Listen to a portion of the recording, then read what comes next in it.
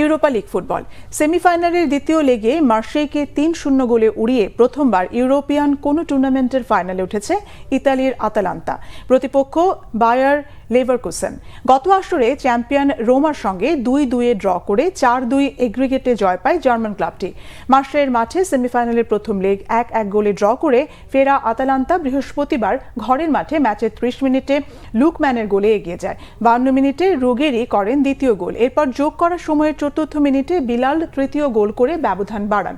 ২ leg মিলিয়ে ৪-১ গোল অগ্রগামিতায় Europa লিগে প্রথমবার ফাইনালের টিকিট পায় ইতালির ক্লাবটি।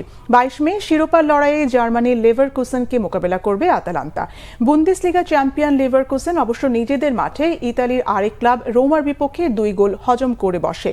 তাতে এগ্রিগেট ২-২ সমতায় ফেরে। ৪৩ ও ৬৬ মিনিটে পেনাল্টি থেকে লিয়ান্ড্রো পেদ্রেস গোল দুটি করেন। ৮২ মিনিটে রোমার আত্মঘাতী গোলে ব্যবধান কমিয়ে যোগ করা সময়ের সপ্তম মিনিটে জোসেফ স্ট্যানিসিচের লক্ষ্যভেদে সমতায় ফেরে স্বাগতিকরা। এই ড্রয়ে ৪৯ ম্যাচে অপরাজিত থেকে পর্তুগিজ ক্লাব বেনফিকার গড়া ৫৯ বছরের রেকর্ড ভেঙেছে লেভারকুসেন।